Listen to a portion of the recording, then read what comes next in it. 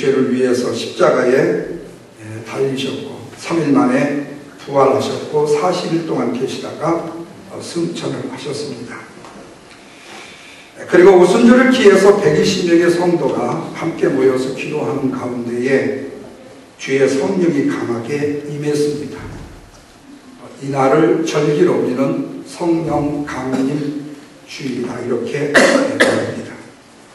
그럼 우리가 성령의 강림에 대해서 여러 가지 얘기를 하는데 성령님은 누구이신가 하는 거예요.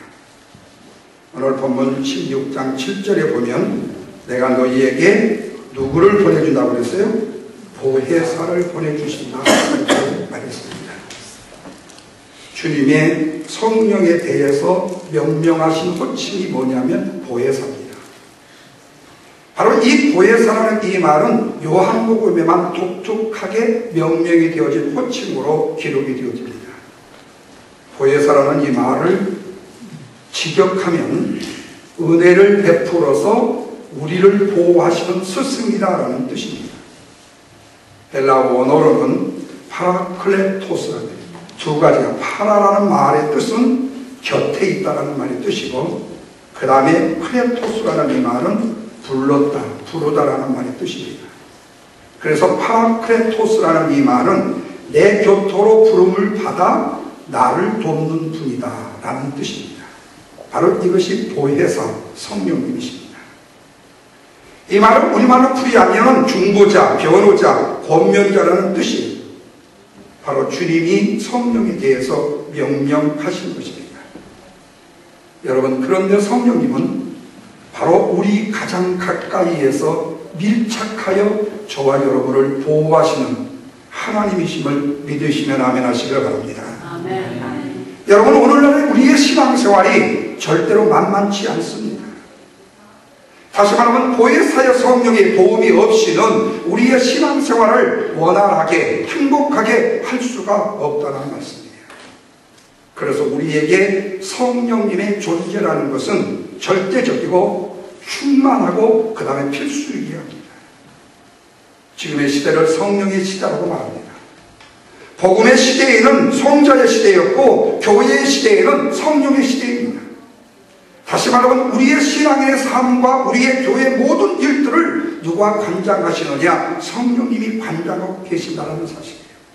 오늘 세움받은 피값의 아름다운 교회와 성도들 한 영혼 여러분의 개개인도 성령이 간섭하시고 성령이 인도하시고 성령이 역사하시는 것을 믿으시기 바랍니다. 주님께서 이 땅을 떠나시면서 제자들에게 너희들 예루살렘에서 꼼짝하지 마라. 예루살렘에 머물러 있다가 아버지의 약속하신 바 성령을 너희들은 반드시 받아야 된다 이렇게 말씀했습니다. 왜 그랬을까요? 그것은 성령이 없이는 아무리 나를 믿는 나의 제자라 할지라도 아무것도 할 수가 없기 때문이에요. 성령을 받지 아니하고는 주의 일뿐만 아니라 교회 일뿐만 아니라 성령이 없이는 아무런 능력도 없는 말은 깡상 말은 막대기에 불과하기 때문에 그렇습니다. 여러분, 성령이 우리와 함께 해주시고 우리를 도와주셔야만이 우리가 사소하고 미세한 것까지라도 해낼 수 있는 것을 믿으시기 바랍니다. 그렇다면 정확하게 보혜사이신 성령이 우리와 함께 한다면 과연 무엇을 돕는다는 말인가? 성령께서 우리를 돕는 몇 가지가 있습니다. 첫째, 성령은 저와 여러분의 믿음을 도와주십니다. 고린도전서 12장 3절 말씀에 성령으로 아니하고는 누구도 예수를 주라 할 수 없다는 말씀이 있어요. 성령님의 도우심이 없이는 누구도 예수 그리스도가 나의 생명의 구주다, 내 죄를 위하여 십자가에 죽으신 나의 구세주라는 사실을 고백할 수가 있다 없다? 없다고 말씀합니다. 여러분, 이것은 현상적인 문제가 아닙니다. 이것은 복음의 본질에 대한 문제입니다. 본문 8절 말씀을 다 같이 한번 보세요. 다 같이 읽습니다. 시작. 그가 와서 죄에 대하여 의에 대하여 심판에 대하여 세상을 책망하라. 누가요? 성령님이 오셔서 죄에 대해서, 의에 대해서, 심판에 대해서 책망하시리라. 자, 13절 말씀입니다. 다 같이 있습니다. 그러나 진리의 성령이 오시면 그가 너희를 모든 진리 가운데로 인도하시리니 그가 스스로 말하지 않고 오직 들은 것을 말하고 장래의 일을 너희에게 뭐하려? 알게 해 주실 것이다. 그렇게 말씀해요. 성령의 도우심이 없이는 오늘 우리의 미래를 예측할 수 없습니다. 성령의 도우심이 없이는 우리가 마른 막대기에 불과해요.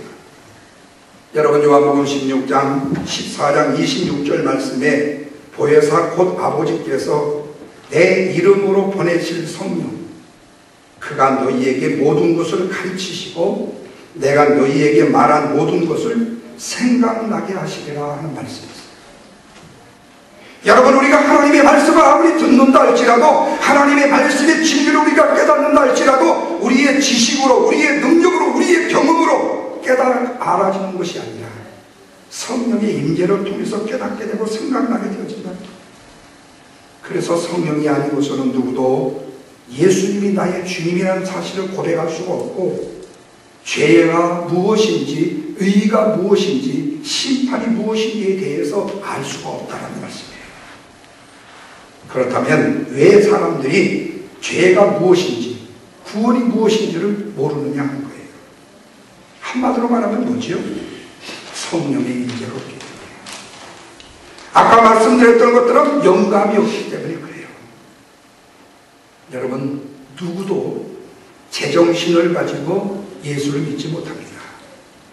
우리는 정신을 바짝 차린 사람이 예수를 믿는 줄 알지요. 정신을 바짝 차린 사람, 지식이 굉장히 뛰어난 사람, 경험이 굉장히 많은 사람, 신앙의 연륜이 있는 사람, 신앙의 가문에 사는 사람이 예수를 잘 믿는 것처럼 착각할지 몰라요.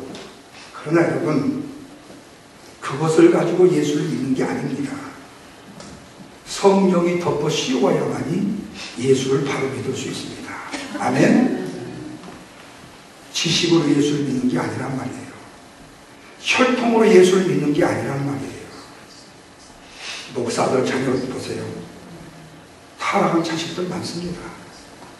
장로님들, 권사님들, 예수 안 믿고 교회 안 나가는 자녀들 많습니다.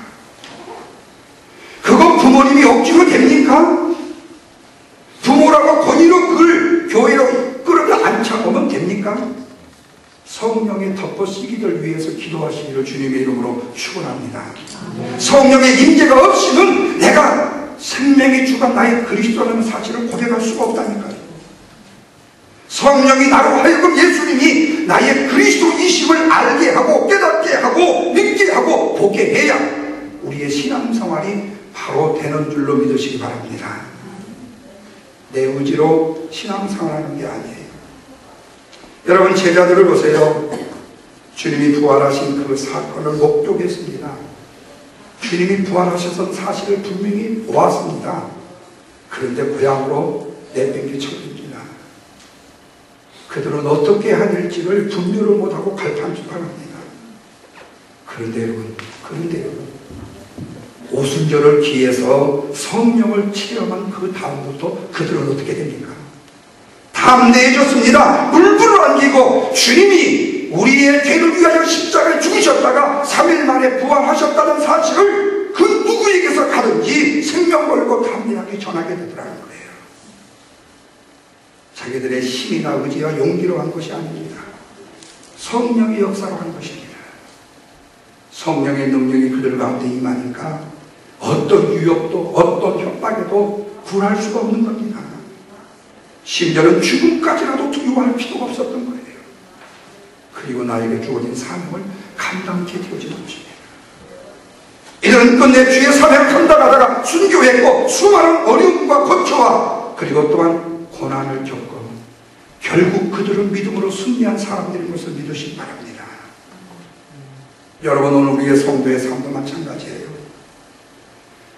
우리가 예수를 믿는다고 할 때요, 떡이 나옵니까? 밥이 나옵니까? 물론 또 그 밥이 종종 주지요. 예, 예배 끝나고 나면 남은 경우도 있어요. 근데 돈 주는 일은 별로 없어요. 예. 주일날 곤히 자는 애들 아주 흔들어 깨우고, 아니면 오는 잠 그거요. 젊은 사람도 잠자는 거 무섭더라.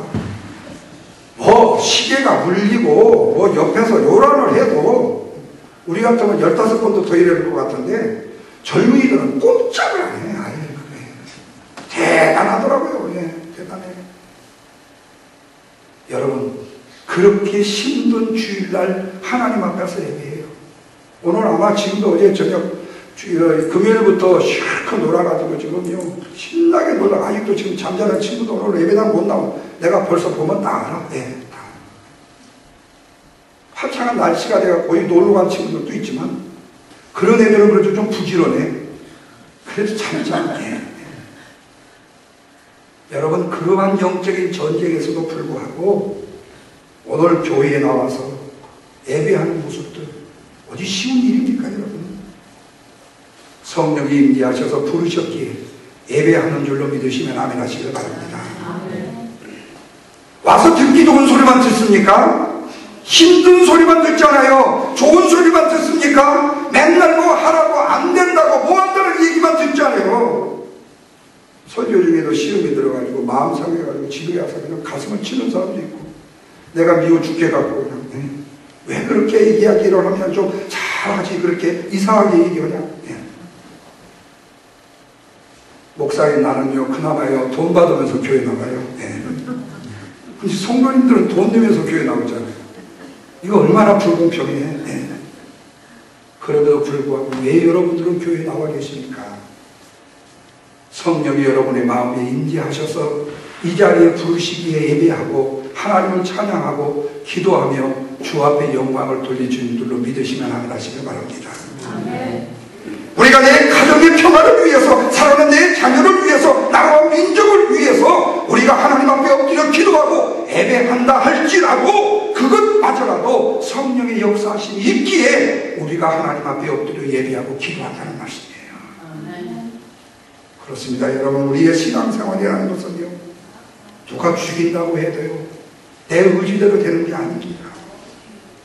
바라는 우리 교회 안에 속한 사랑하는 모든 성도님들이 보혜사 성령으로 충만하셔서 주님 오시는 그날까지 믿음을 잘 지키시고 신앙생활의 성숙함으로 전진해가는 저와 여러분 되시기를 주님의 이름으로 축원드립니다. 두 번째로는 성령은요 우리의 기도를 도와줘요.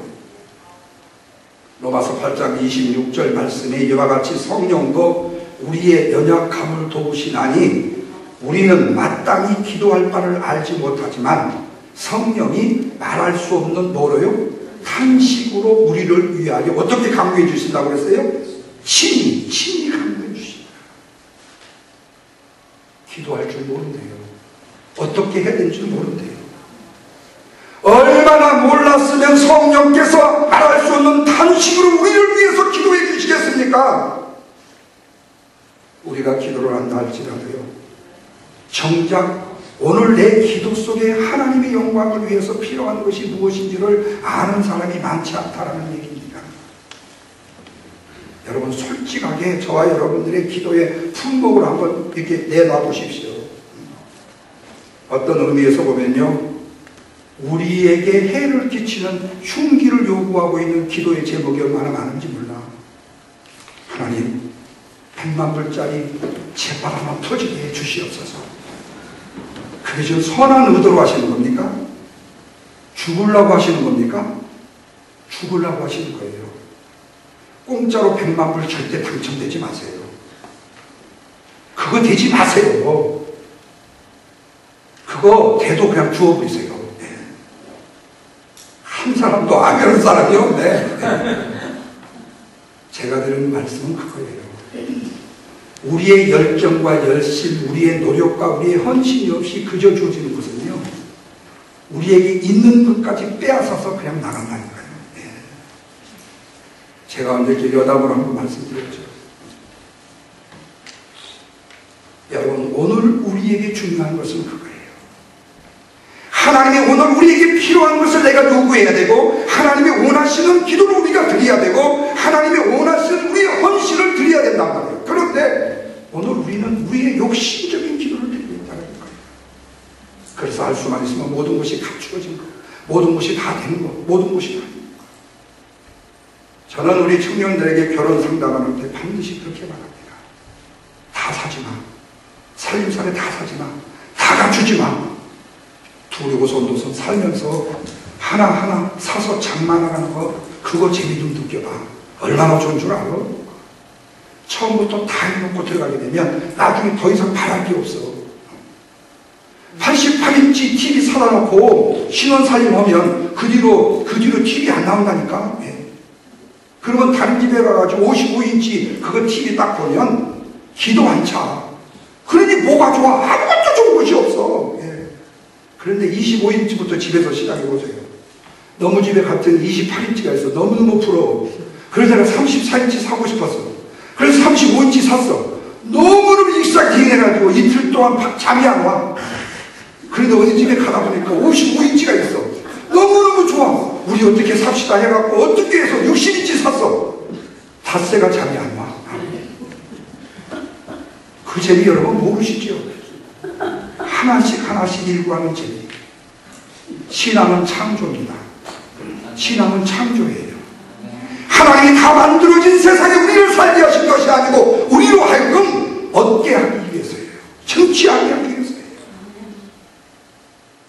부족한 거 나무라지 마세요. 믿음 안에서 부족한 것은 채워지는 줄로 믿으시면 아멘 하시길 바랍니다. 여러분, 오늘 우리의 현실을 내가 보면 암담합니다. 사랑하는 내 자녀들 보세요. 무엇이나 되어져 있습니까? 인격이 되어 있습니까? 성품이 되어 있습니까? 지식이 되어 있습니까? 경험이 되어 있습니까? 되어진 거 아무것도 없어요.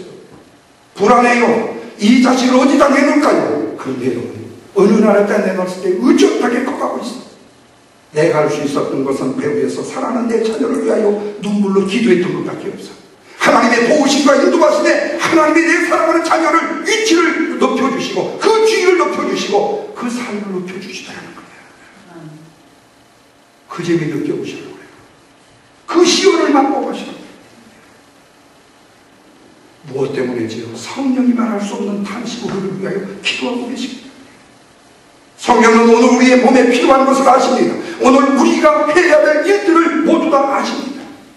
그래서 우리가 그토록 엉터리같이 기도하지만 이렇게 우리가 멀쩡할 수 있었던 것은 우리를 위하여 탄식으로 기도하시는 성령의 기도가 있었기 때문인 줄로 믿으시면 아멘 하시길 바랍니다. 그러기에 오늘 우리의 기도는 분명해야 합니다. 주상적이나 형식적인 기도가 되어서는 안 됩니다.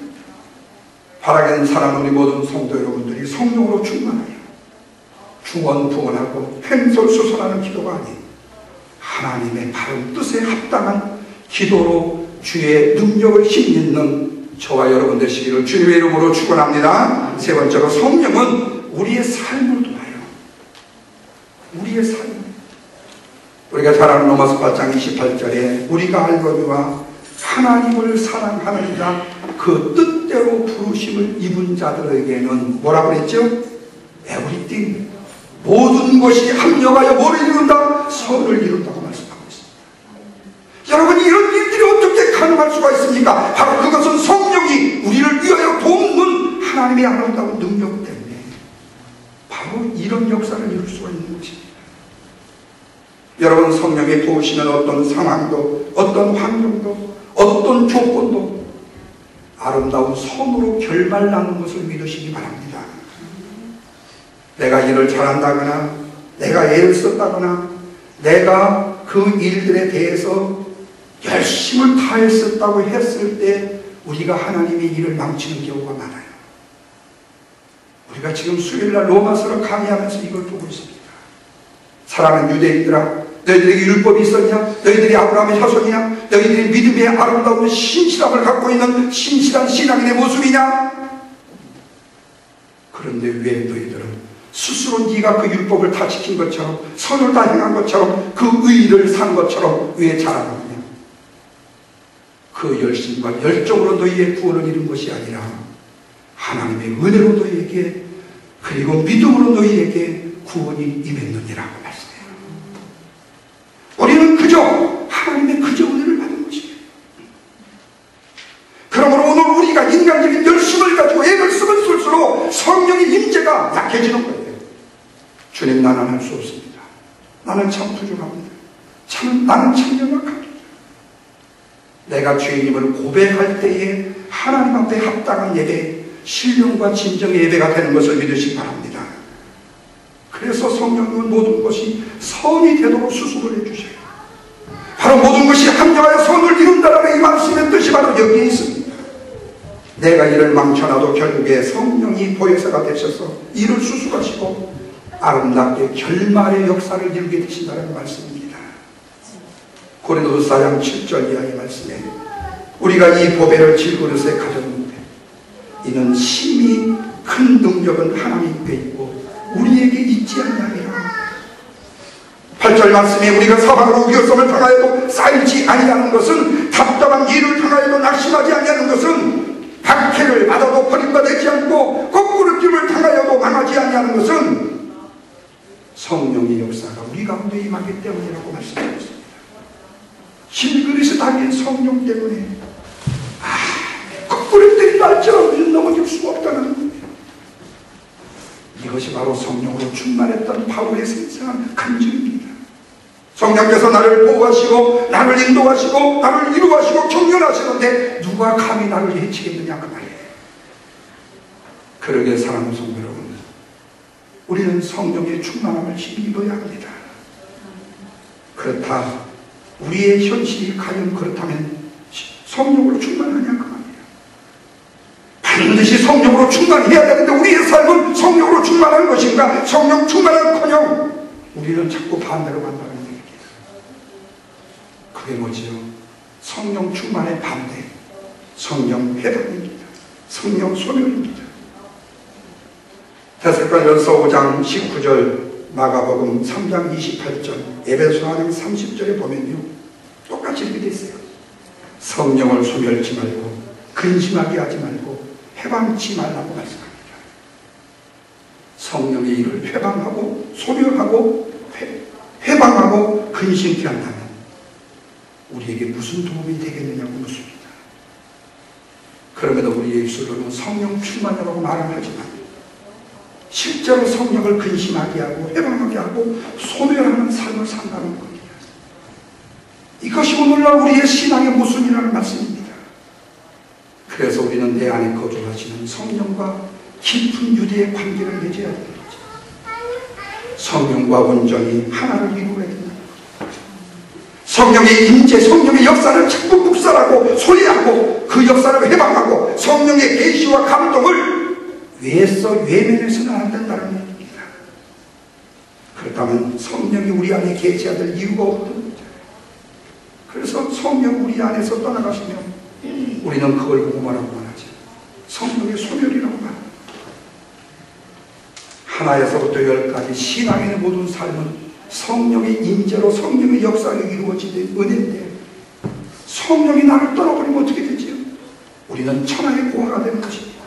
우리는 망한 인생에 되어지고 마는 것입니다. 그러므로 우리는 성령 충만한 삶을 위해서 성령의 임재에 뭐 해야 돼요? 민감해야 된다는 말씀이에요. 성령의 감동에 우리는 뭐 해야 돼요? 순종해야 된단 말입니다. 그렇다면 성령의 해방, 성령의 소멸은 구체적으로 어떤 행위입니까? 성령 해방이라는 것이 뭐냐면 내 안에 계신 성령의 존재에 대해서 무심한 것, 이게 성령 소멸입니다. 그분의 역사에 대해서 둔감하게 행동을 하는 것, 이게 성령 소멸입니다. 성령은 그리스도를 영접한 우리를 보고 뭐라고 말했죠? 너희는 성령의 전이다, 이렇게 말씀했습니다. 다시 말하면 우리는 지금 걸어다니는 성령의 전이라는 말씀이에요. 그런데 우리가 의식을 하든 못하든 간에 이미 우리는 우리 안에 그리스도를 구주로 영접한 성도의 심령 안에는 누가 계십니까? 성령이 계시단 말이에요. 그런데 우리는 내 안에 계시는 그 성령님을 너무 무지하게 무심하게 대했다는 거예요. 그 중에 하나가 바로 예수를 믿으면서 여전히 성령을 달라고 기도하는 사람의 모습이에요. 여러분, 이것이 무지입니다. 이것이 바로 오늘 우리의 무식의 소치입니다. 그리스도를 구주로 영접한 성도의 심령 속에는 이미 성령이 내 주에 계시는 것을 믿으시면 아멘 하시길 바랍니다. 내 안에 성령님이 계시단 말이에요. 내 안에 그리스도를 영접한 신앙이란 말입니다. 성령이 계시기 때문에 우리가 어떤 식으로든지 신앙생활이 성립되는 겁니다. 그래서 예수를 주라고 고백할 수 있게 되는 겁니다. 우리가 찬송하면서 교회에 나와서 예배한다는 것은요, 성령의 역사예요. 그런데 우리가 무심해서 성령이 나와 함께 하심을 지금 모르고 있다는 거예요. 그걸 의식하지 못하고 있다는 거예요. 이게 답답한 거예요. 성령이 우리에게 깨우침과 감동을 주는데도 우리는 미련해가지고 깨닫지를 못한다는 거예요. 이걸 바로 뭐라고요? 성령의 회방이라니까요. 여러분이 예수 그리스도를 영접한 지가 10년이 되었으면 여러분의 마음 안에 성령님이 10년 동안 계셨음을 믿으시기 바랍니다. 다만 내 영성이 투명하지 못해서 성령을 깨닫지 못했고 성령을 무시했던 것 뿐입니다. 그래서 우리가 성령에 대해서 둔감하고 그 존재에 대해서 무관심했던 삶을 회개하게 해야 돼요. 회개해야 돼요. 그리고 내 안에 계신 성령과 긴밀한 교제를 맺어야 됩니다. 성령의 역사에 대해서 아무 느낌이 없다는 것은 내 영성이 지금 틱했다는 거예요. 타가다는 거예요. 죄 안에 쩔어 있다는 거예요. 그래서 성령의 교감이 이루어지지 않는 겁니다. 그러면서 내 안에 계신 성령의 존재를 인정하면서도 실제 삶에 있어서는 내 고집과 의지대로 행하는 삶을 산다는 거예요. 바로 이것이 뭐냐? 성령의 회방이라는 거예요. 그래서 성령의 회방의 삶은 이제는 뭐예요? 성령의 임재의 삶으로 바꿔야 된다는 거예요. 내 안에 계신 성령님이 계신 줄을 모르고 사는 것이 그 무지가 바로 굉장히 악한 죄인 것입니다. 성령은 우리의 마음의 감동을 느끼게 하면서 우리를 짓누르십니다. 야, 그래도 집사 정도 되면 예배는 그래도 최소한 열심히 드려야 되지 않니? 권사 정도 되면 기도하는 일에 힘을 써야 되지 않니? 성령님이 말을 합니까 안 합니까? 한 사람씩 한번 물어볼까요? 그때 뭐라고 대답하셨죠? 지금 좀 겁나게 바쁘거든요. 지금요 아주 힘들어요. 그러나 여러분, 성령님이 우리에게 알게 하시고 깨우치게 하시고 느끼게 하시는 그 감동보다도 더 급한 것이 뭐 있습니까, 여러분? 그 느낌과 그 감동에 순종하는 여러분 되시기를 주님의 이름으로 축원합니다. 큰 소리로 아멘. 그것이 사는 길이라는 거예요. 그것이 축복의 길이라는 거예요. 내가 내 자식을 아무리 아끼고 다른 어떤 방법으로 아무리 위한달지라도 하나님의 성령이 내 자녀를, 내 영혼을, 내 가정을, 내 사업장을, 그리고 내 직장을 지켜주지 않으면 안 된단 말입니다. 성령이 지키셔야 된단 말입니다. 여러분의 마음속에 주시는 감동을 소멸치 마십시오. 성령은 지정의의 본체이십니다. 전 인격적인 하나님이십니다. 성령을 중심에 모시고 살아가는 삶은 바로 고상한 인격적인 삶이고 예수의 향기가 나는 삶입니다. 바로 이것이 진정한 신앙인의 모습이에요. 근데 반대로 신사적으로 비열하고 처신하고 예수님의 이름을 욕되게 한다면 그것이 바로 뭐지요? 성령의 모독인 것입니다. 자기 자신은 성령 충만한 사람이라고 하면서 이상한 일 다 하잖아요. 윤리와 도덕을 다 어그러버리잖아요. 사람들에게 실망과 낙심과 좌절을 주잖아요. 예수 믿는 사람들이 그렇게 보여지잖아요. 최소한도 우리는 세상의 사람, 믿는 사람에게요, 하나님 앞에서의 부끄러운 모습은 아니 되어야 된다는 얘기예요. 내 저희를 가지고 어떤 목적을 성취하기 위해서 오늘의 사람이 이용의 대상이 돼서도 안 되고 어떤 목적의 성취를 위해서 내가 지금 현실의 도피가 되어져도 안 된다는 겁니다. 이것은 바로 성령의 회방이기 때문에 비신사적인 삶 자체가 성령을 모독하는 죄인 것입니다. 여러분, 예수 믿는 사람들이 세상에 나가 엉뚱하게 사는 이유가 뭡니까? 다른 게 아닙니다. 성령의 임재에 순종하지 않는 삶을 살기 때문에 그렇습니다. 바라기는 사랑하는 성도님, 여러분에게 주시는 성령의 감동을 해방하지 않기를 주님의 이름으로 축원합니다. 성령의 역사를 소멸시키지 마십시오. 기도하라고 하면요, 순종해요. 그 다음날 즉시 기도하세요. 내일 잘 인터뷰해야 되는데 어떻게 잘할까 해서 깨어가지고 그 다음날 새벽기도 나오지 말고 예배 나오지 말고 사랑하는 내 자녀를 위해서, 내 가정을 위해서, 그 나라와 그 일을 위해서 성령께서 야 이제 너 기도할 때 됐지 않아? 말씀하시면 벌떡 일어나서 순종하세요. 이것이 바로 신앙의 축복입니다. 성령의 역사에 감동을 보이고 반응을 보이고 그 인격적인 삶을 통해서 신학의 능력을 구현시켜 나가는 삶, 이것이 가장 복되고 가장 아름다운 삶, 성령 충만한 삶이기 때문에 그렇습니다. 이상 40일을 주님의 이름으로 축원